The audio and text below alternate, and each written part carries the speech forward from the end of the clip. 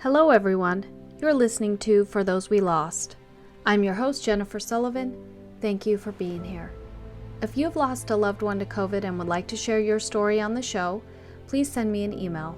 My email address is forthosewelostpodcast@gmail.com, or go to the website forthosewelostpodcast.com and click on the contact button and you can reach me that way as well. In this show, people share their stories of losing a loved one to COVID. Each of these stories is heartbreaking, inspiring, and honest. We are candid about how hard it is to move on from our grief, how we relive the events leading up to our loved one's death, and the difficulties in carrying this loss with us through the political turmoil happening in the world right now and in the face of people who don't believe COVID is real. You may hear things in our stories that make you cry, and you may hear things that make you angry. You might hear us talk about politics or the vaccine, and you may not agree. But I hope you'll keep listening. I hope you'll stay to the end of each episode and realize that each person who openly shares here has experienced deep grief over the loss of a loved one, and that's something we will all experience. We all love someone. We will all lose someone we love, and we will all grieve. These are the stories of those we lost to COVID.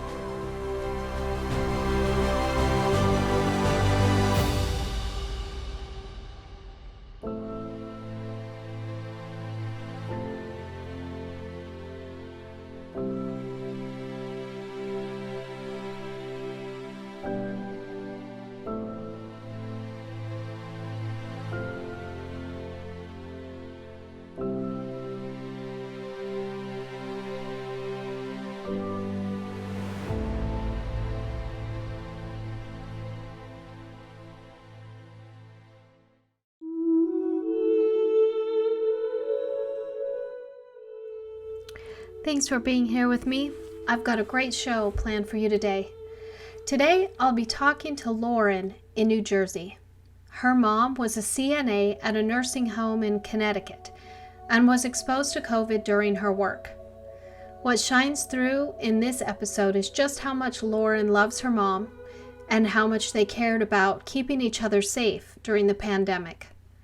Her mom sacrificed a lot to continue to work at the nursing home, and Lauren sacrificed time with her mom and hugs and birthdays and holidays to keep her mom safe and healthy. We recorded this episode on July 2nd, 2021. This is a powerful episode, one that comes from the other side of what happened in nursing homes across the country. This comes from the employee side and how those folks working to take care of the elderly put their own lives on the line to do that. I cannot thank Lauren enough for talking to me about her mom and sharing her story. And with that, I'd like to welcome Lauren to the show. Thanks so much for talking to me today. Thank you. What I want to start with is I want to go back to March of 2020 and what your life was like and your mom's life and how you first heard about COVID and what happened.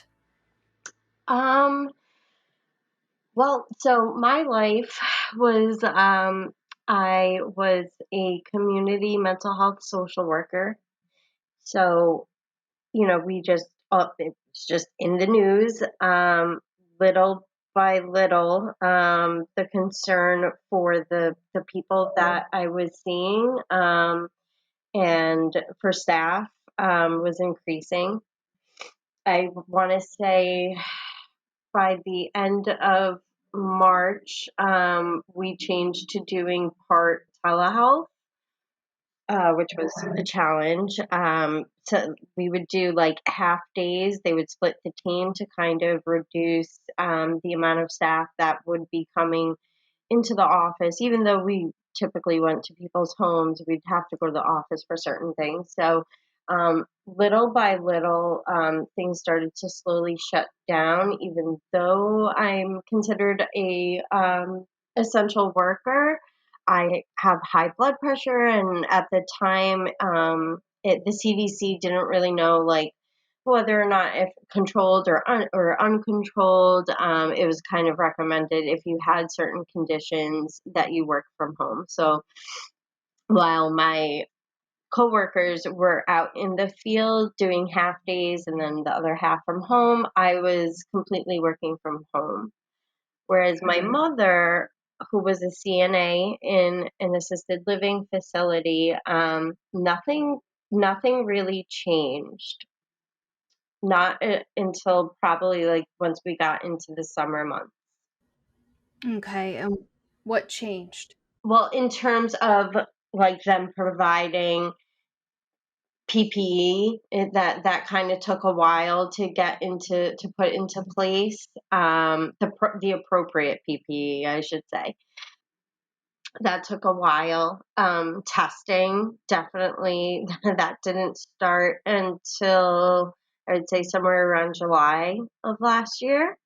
That and that was the last time I saw her live, actually, because of our professions and being around high risk individuals. A lot of people with mental illness tend to have comorbidities that put them at risk for something like COVID. So, because we both worked with high risk populations, and because I don't have a car, and my ways of being able to see her would have been, it's the 3 hour, between all the trains. It was just, we would talk, we would FaceTime. So July, actually, for her birthday is coming up, July 20th. Sorry, I'm gonna, It's okay. July 19th was the last time that I saw her in person. Oh, And you told me you visited her with masks on. yeah. We both wore N95s, you know, kind of did that, the type of hug that you would give somebody that like you're not maybe really too familiar with, that little side hug. Mhm. Just it wasn't like, the visit back home to mom that I would typically have. Um, we got dinner, and we sat like at opposite ends, and I probably only stayed there maybe 2 hours, and which that in itself, you think about like guilt. Mhm. Yeah. And I have a lot of things that I'm thinking about. So, you and your mom limited your contact Yes. a lot from March to July, and Yeah. then you just saw her on her birthday. Yes. And actually, so, um, my parents were not together, but they still, were friends. They spoke, every Wednesday. Um, and right before the pandemic hit, my father had quadruple bypass. So that was the last time that our family was all really together, was at the hospital. It was, what is that, President's Day is, I think, in February. It was my birthday is the end of February, so it was 2 weeks before my birthday. That was the last time like all the family was together. And typically, like, she would have gone to see him, like, post, like, recovery. But once the pandemic hit, she didn't see him in person ever again. Yeah. I was just thinking my daughter had her first son on February 15th of 2020, Yeah, and there was 8 of us in the delivery room, which was so crazy. There were signs up about washing your hands and using right. hand sanitizer, but it just thinking about that after the pandemic hit, I was like, we were so lucky. We were so Yeah. lucky. I was so lucky to be able to be there." Yeah. I think actually, yeah, so February 16th, I think, is when my dad Mhm, had the bypass, and then they never saw each other again. They spoke on the phone, like I mhm. said, every Wednesday. Um, Yeah. So tell me about your mom. She was a CNA at an assisted living and she continued to work there yeah. during the pandemic. And what was that like for her? So my mom, she lived alone, but my sister lives about a half hour away. My sister has my nephew is going to be 9. I had to think about that for a minute. And actually, he was born the day after my mother. My sister went into labor on my mother's birthday. So we always, celebrated together. He is her first grandchild, the light of her life. And when the pandemic started, and they living so close, they would see each other multiple times a week. Being that my nephew is asthmatic, they they severely like limited their contact. Maybe they saw each other once a week, and that's if that. She basically went to work, went grocery shopping, and that was it. She was newly moved into a senior living. She bought a condo. She was, we have pictures of her with the keys. It was the first time she actually had like property in her own name. It was always my parents' name or my dad's name. So it was the first time that she felt like she was truly a homeowner herself. And was just like really happy. It had a pool, and I'm a Pisces, so I love swimming. And she was just so looking forward. She's like, I picked this place. My name is, Lauren is my name, but my nickname is Lala. And she would say, I picked this place just for you, Lala, like for you to come swimming. And she didn't even get to see that happen. The condo, we sold it.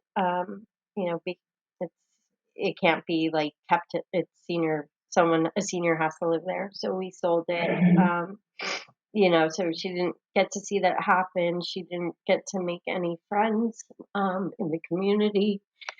She was isolated, and it took. I could tell it. It took its toll emotionally, for sure, and even just physically, the demands of the job, being on her feet. My mom was 63 when she passed, and just the culture, the way that it seems, and not just at this facility. My mom has done hospice. She's done it like at a nursing home and as a traveling like CNA in hospice, going to residents and multiple nursing homes where they have contracts, and just it seems like the culture, the atmosphere of how they treat CNAs that are above a certain age, they really like burn them out, like, double shifts. And my mom was in no position. She didn't. They tried it. She said no. But those were just the types of things that they would try to do. The demands that they placed on her, especially when she was a traveling CNA. She actually fell multiple times, at least 2 times. She broke her wrist at least 2 times on the job, and that's part of why I think they let her go. They wound up giving her severance pay because it was ageism. Yeah. So she's working at this assisted living facility. And if you can just start with her exposure to COVID and what happened. Um, so my mom was exposed to COVID on multiple occasions. Her exposure that ultimately caused her to pass away was not the first time.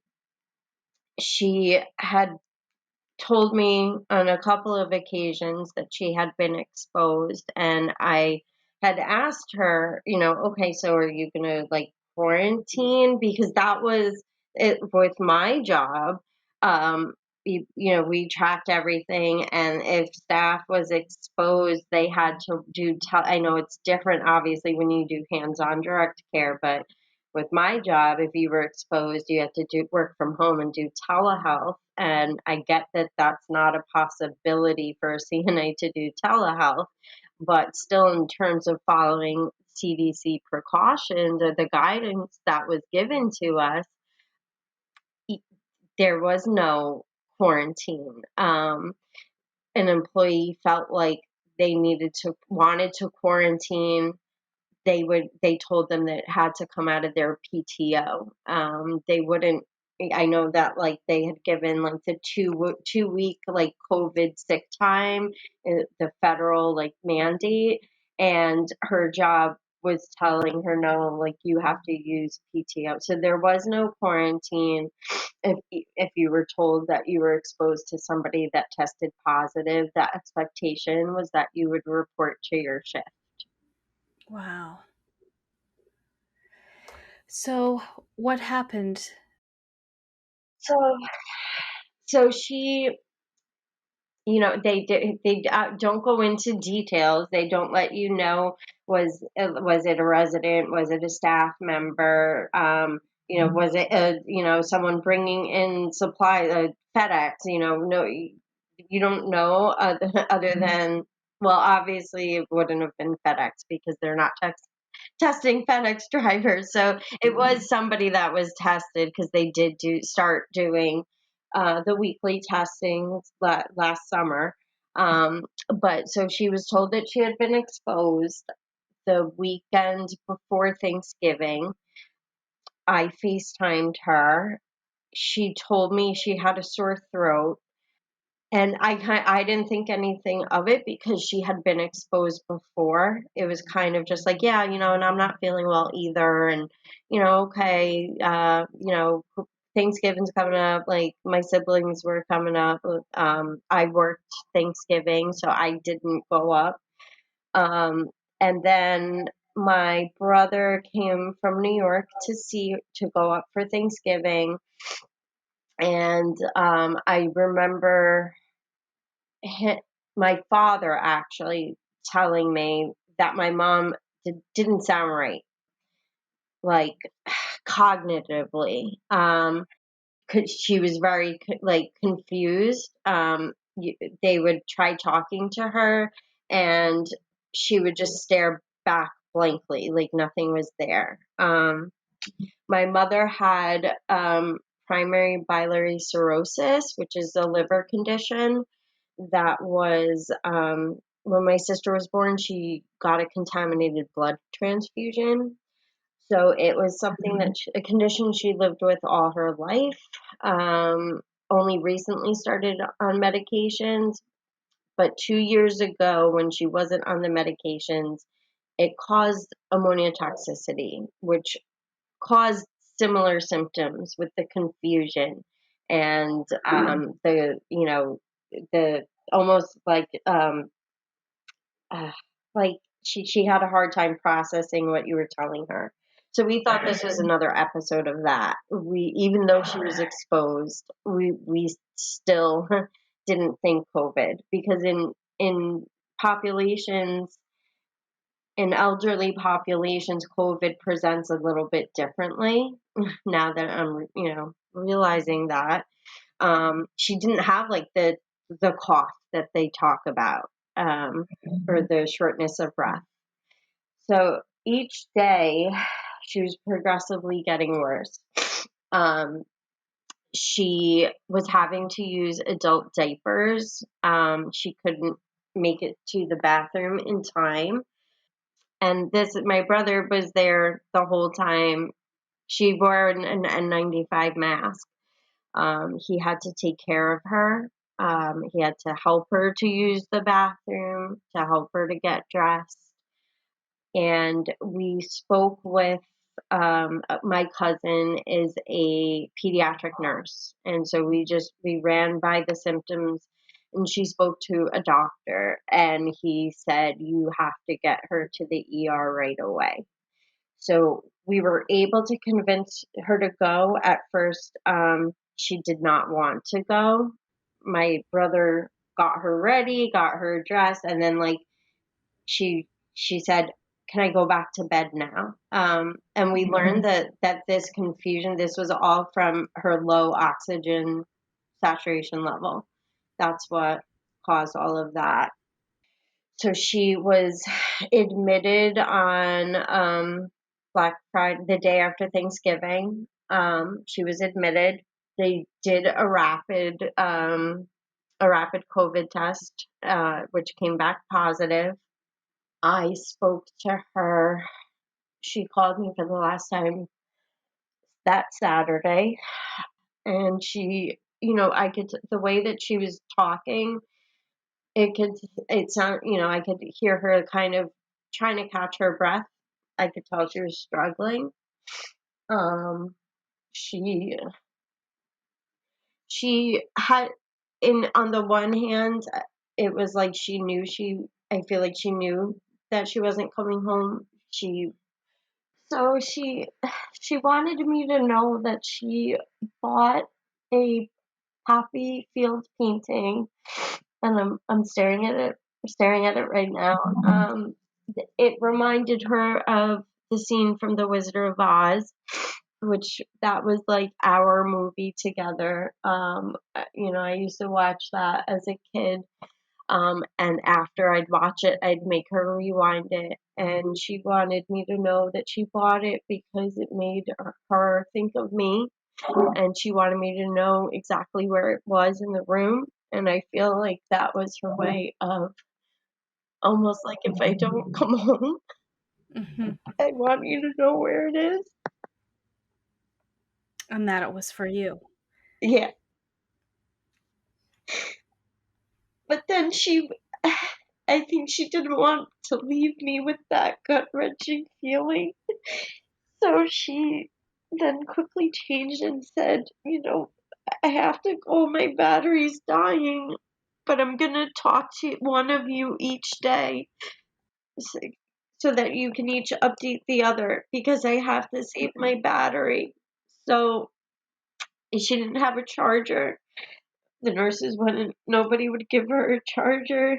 We tried dropping off one, and because they were moving her from, I guess the regular, like, COVID unit to the ICU, she was in transit.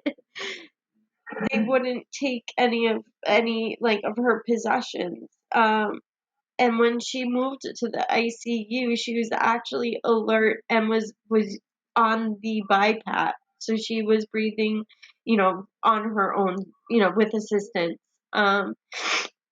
So there was no FaceTime, which in a way I think I'm grateful for that, because I know people are dealing with a lot of trauma, and with having those images, and I'm grateful that I don't. Um, the problem with that is that your mind creates their own images, and you think of what it must have looked like. So as soon as she was moved to the ICU, which they said that they were gonna do that as a precaution. It's like, and I'm hearing that from so many others that like their loved ones were fine and like they were only moved precautionary, and then it's like all of a sudden it was just rapid, like downhill from there, and that's exactly what happened with her. She was fine, well, not fine, but she was, alert. She knew where she was. And, so that was probably like 9 o'clock in the morning, maybe, that they moved her on Sunday. And by the time my sister went to my mom's to start cleaning and disinfecting, the condo, but, like 11 o'clock, we get this phone call that like they were gonna have to put her on a ventilator. And then they put her they wound up doing it at some point later that evening. She went into cardiac arrest. It took them 25 minutes to get her back. And then overnight, Sunday night into Monday morning, she had a stroke. And then they started her on dialysis. And it was just one thing after another. And then she died. She died Wednesday, December 2nd. And they called my sister and they asked her, "Do you want us to put you on speaker so that you could say goodbye?" And she was with my brother and my nephew, and she asked, "Can we please three-way my sister and my father?" And they wouldn't let her. And then we got her PCR results from her job, and it came back freaking negative. Can you believe it? Oh, And I just, it's like I feel like had they, first of all, if they pay CNAs a living wage, that's mhm. that's the other part of this, because I got my mom's tax return, and I'm a social worker, and like I'm used to seeing this income level for people that are on government assistance. Um, like, and we're not talking, a CNA is not.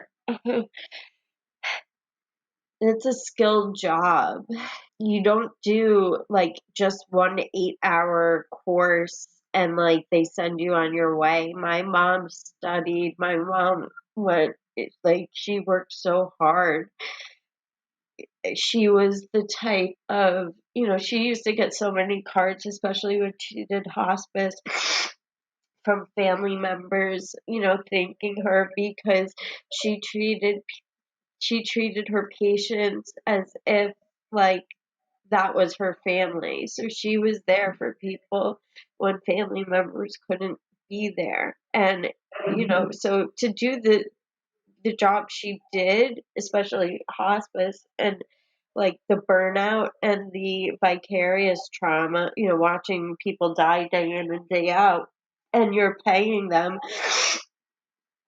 $22,000 a year is a joke. And Yeah. my mom, she would have never, she didn't call out sick a day, one single day during the pandemic. And she definitely deserved to take like a mental health day at the very least, and she didn't, because she knew that she was needed. When you have administration telling you, no, you can't quarantine, you have to take your sick time. But these are employees, who need to put food on the tables, who also probably have children. Like, my mom's situation was a bit different.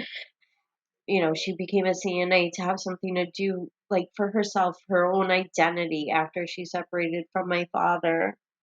She had supplemental income. He, gave her spousal support. So, like, she could, if she wanted to, she could have called out sick. But there are so many that couldn't have. That if you told them, like, no, that probably went to work symptomatic, but didn't say anything because they needed to feed their families. Yeah. One thing that I'm thinking is my mom was in a memory care, and many of the CNAs who worked with her, I got to know just because I was in there every single day and visiting. And I feel like after my mom died, I'll be honest, I was so angry and I was so irritated. And as you know, because we've talked about this a little already, I was frustrated that it was an employee that brought in COVID, and through the contact tracing that was revealed at my mom's place. Plus, they sent us out an email. After she passed away, I take roads that don't take me by where she lived because it's Yeah. hard for me. Yeah. And they put out these big signs and this big banner that says heroes work here. And I was mad. I was very mad. And what I'm touched by right now is that your mom is the hero. She, that's what they're talking about. The heroes work here. Your mom isolated, she limited her contact. She cared about the people she was taking care of and did not want to bring them COVID and wanted to just care about people and help them and work hard, and then I'm sure thinking that at some point she would get vaccinated and Yeah. be able to see you again. I mean, for me that's just, I'm very emotional about that because I just feel like that's a hero who worked there, who she worked was a hero. Yeah. And, don't get me wrong, because there are definitely, and most of them are the people in supervisory roles that should not be in that field anymore, Mhm. that don't have compassion, that aren't treating residents, patients like they're as if it was their own family. It does exist. And and that's and on the flip side, it's I live I live around the corner from two assisted living facilities. I mean, my mom lived in Connecticut. I live in New Jersey. And so I would have to, I had no choice because it was my way to walk to pick up my company car. I had to pass it every morning and see the big sign that said, healthcare heroes work here. And for me too, it was hard to see because it's a punch in the gut, like because it there's this acknowledgement of like the sacrifice, but like it's not, there isn't any real action behind it, like in terms of in terms of overall treatment from administration. A lot of the stuff I think is like put on for show. There's a lot of community support, I think, behind healthcare workers. And, like I said, I'm certainly like, I hold space for those who had different experiences with the people, with the healthcare staff that was taking care of their family, because I know that those employees exist. I see it in my field. But it's just, you know, today's the 7-month anniversary that she passed away. Um, and what I wanted to say was that, on top of that, not only were they not having staff quarantine, but if residents, became sick, went to the hospital, tested positive for COVID, they were brought back to the facility, put on a different floor, but then you didn't have designated like COVID staff. So you had staff might be on the COVID floor, well, 1 week, but then on the non-COVID floor the following week. And so how does that do anything for containment? Right. You know, and I think it was like the or maybe like some big to do from the organization drove from Connecticut to my mom's service, which luckily, we were able to have one. The funeral home had to, monitored how many people were in the room at a time. And I appreciated the gesture. They gave me, like, and my siblings, these angel ornaments, but it's kind of like, thanks, but like, I would have preferred to have my mom here. Yeah.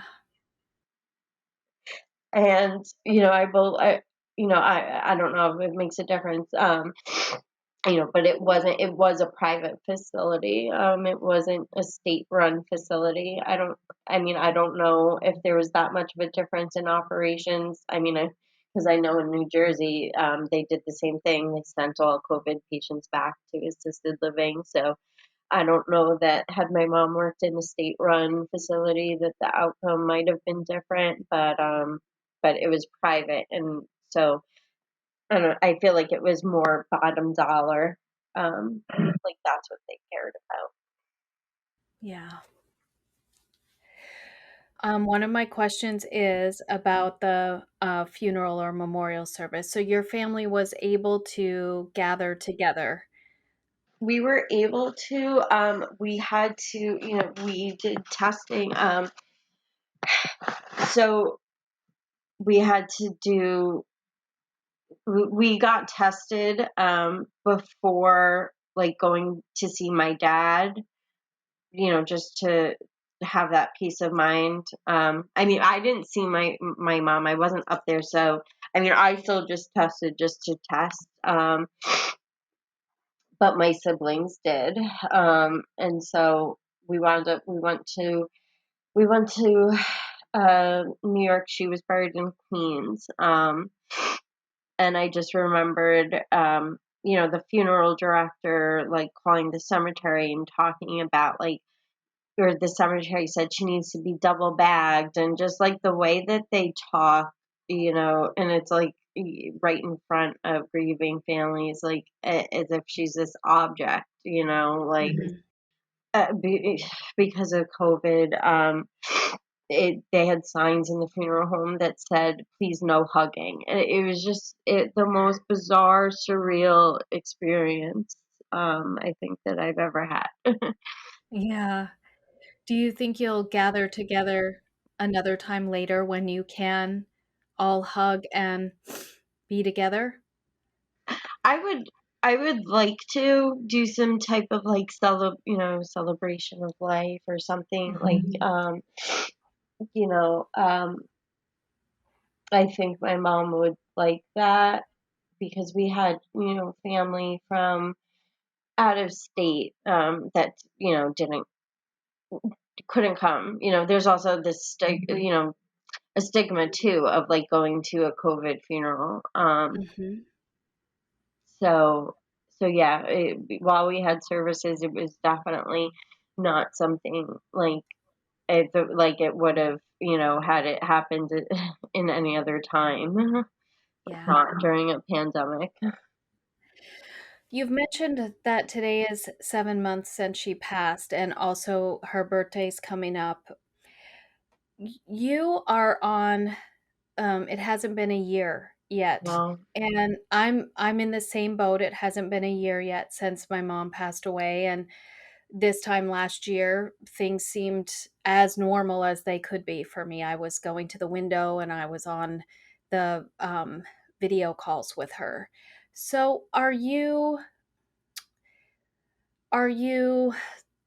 having feelings like building up to it, worried about how it's going to affect you? Do you relive certain things with any sort of experience of trauma or worry?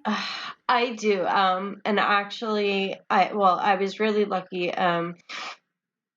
Through one of the COVID support groups, I found Faith and Hope, and so it's like a Faith and Hope ministry. So it was a grief workshop that I actually did with my dad. So we did that for 8 weeks via Zoom. And then through my insurance, they did just randomly happen to reach out to me for telehealth. So for the past 8 weeks, I just finished it. I was able to talk to a licensed mental health counselor, which was good because being that I work in the community, it's hard for me to access services without running into clients. Mm, This was kind of really like crucial to me. Um, and then I also spoke with like a behavioral coach, which the sessions were pretty much just like therapy as well. So it was really 2 sessions a week for 8 weeks that I just finished.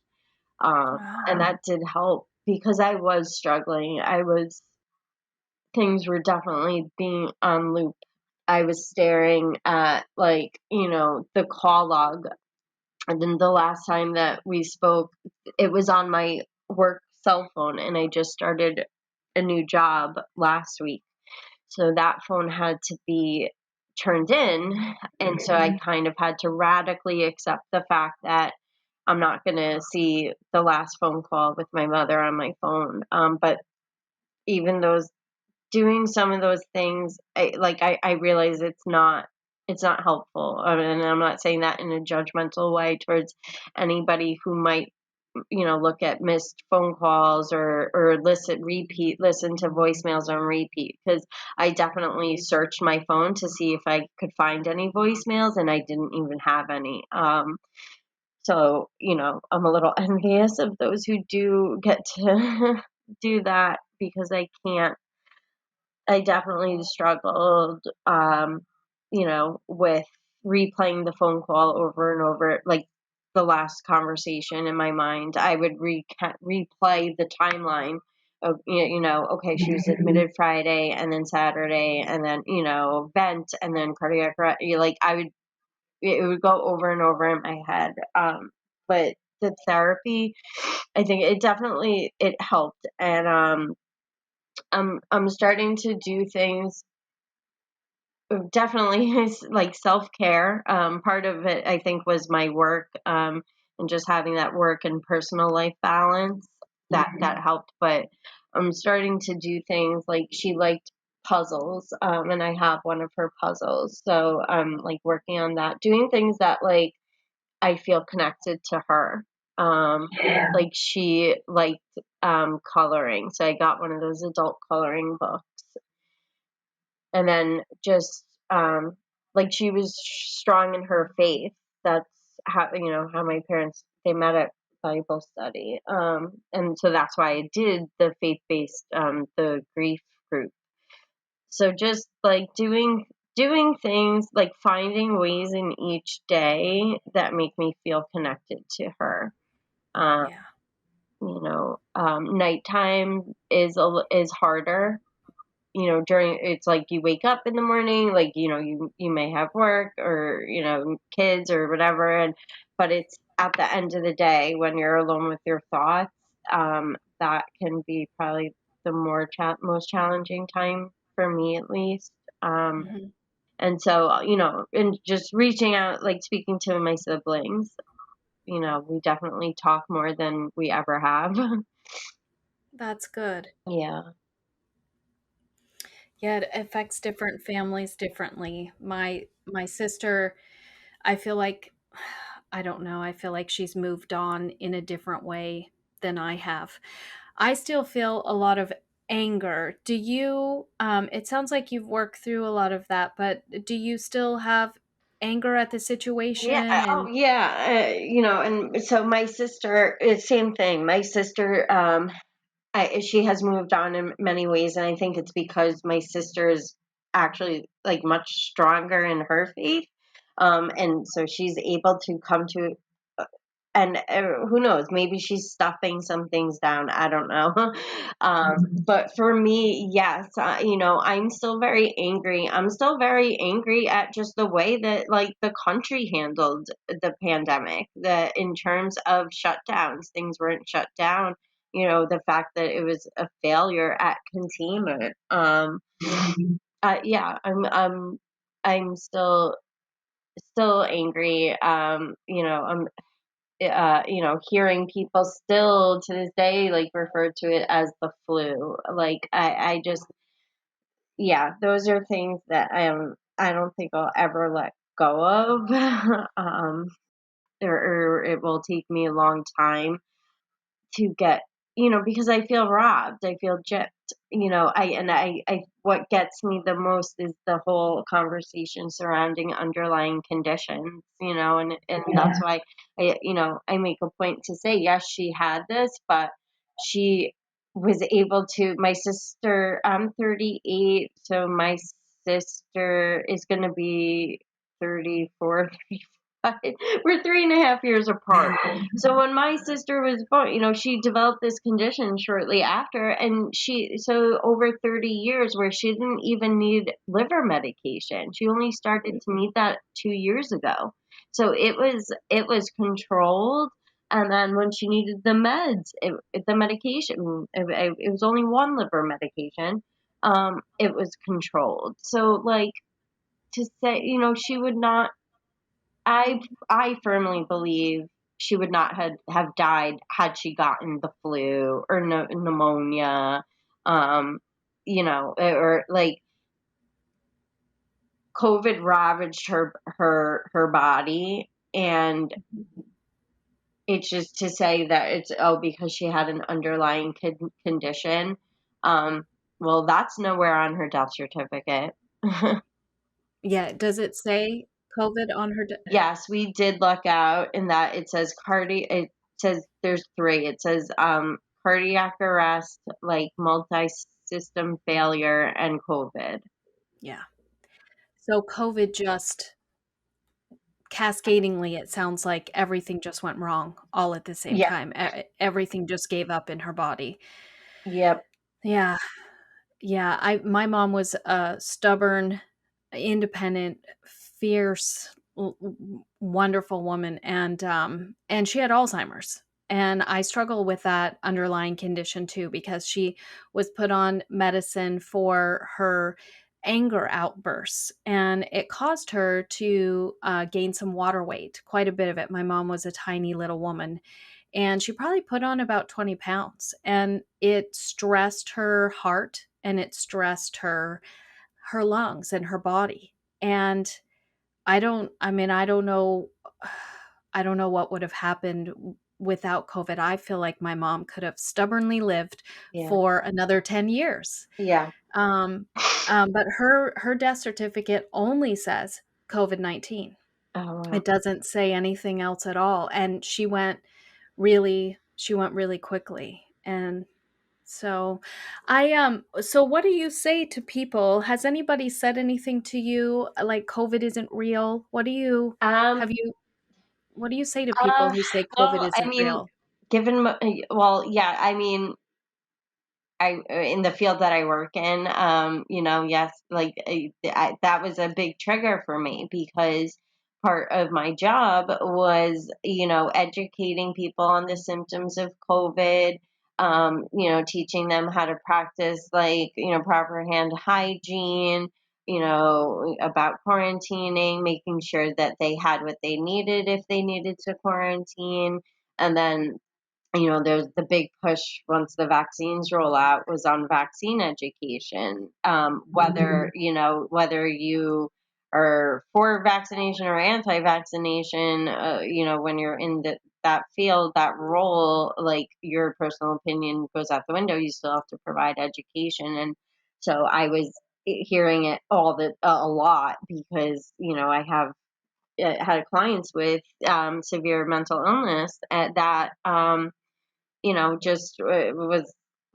But then there's also a good portion of the population without mental illness who like buy into these conspiracy theories that like COVID was invented like for God knows what. So I mean, when when I come up against it in my professional role, I kind of just, roll with it and go, okay, and I kind of move on to the next topic. When I just this weekend, was at it was my husband's my I have twin nephews. We were over there, and they had a couple of friends over, and two of them got into it about the vaccine, and one started with conspiracy theories, and I just broke down and cried and was like, I need to leave. Sometimes I can handle it. It's like you never know what kind of a day you're gonna have, and what kind of like whether you're gonna be able to like tolerate it, and I couldn't. it all depends. Sometimes I will be confrontational. I mean, I tend to have more of these discussions online. I have family who I mean my own sister. She seems to think that my mother would have um, succumbed even if she got the flu. That she thinks that my mom like really wasn't as healthy as maybe we all thought. I think that's because my sister was more of the caretaker, and maybe she did see a little bit more, but based on like how my mom presented to me when I saw her, you know, I don't agree. And it's hard for, my sister and I have a love-hate relationship. So, um, Yeah. when she like said that, and my brother and is even more like he can't even go there with her either. So we don't, when she we kind of we don't really talk about it. I'm more of like, I'm very much like COVID awareness, like that's what killed her. I signed petitions like a COVID Remembrance Day, I have a COVID memorial, and my sister's very much like kind of like no, like she would have died anyway. Hmm. Yeah, so that makes that hard. Yeah. So you would like to see a national COVID memorial or a state level memorial or both? Yeah, yeah, Yeah, me absolutely, too. Yeah. absolutely. So one of the last questions that I ask everybody is there any one person you would like to name by name and call out who you feel is responsible? For me, it's the governor of Oregon, Kate Brown. I feel like she ignored. I wrote to her so many times and posted a lot of things on social media. I just feel like she should have revisited some of the policies so that we could work out some sort of socially distanced visits with our loved ones inside memory care specifically, but nursing homes. Is there any one person that you feel is responsible that you would like to call out? Um, well, yeah, and unfortunately, that person's no longer in office. But Trump, I think that it the whole decision to leave it up to the states and to not have a federal, the suggestions like for to give, that they gave to give to governors to decide and pick and choose, that that did nothing at the early level stages of the game. When we were seeing in other countries that had federal national wide policies in place, so that what happened in one state, if you did go travel to the other, there was no like guessing like as to what, so that's where I put a lot of blame in the early the ways that it could have been contained.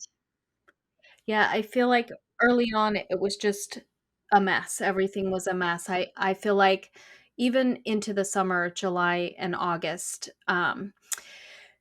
states and the federal government had so much more information, and things could have been different or changed and more consistent for sure.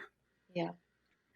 Well, I appreciate you talking to me. I really appreciate you sharing your story and your mom's story because when I was first thinking about doing this, I was focused on my situation and my situation with my mom being in a nursing home.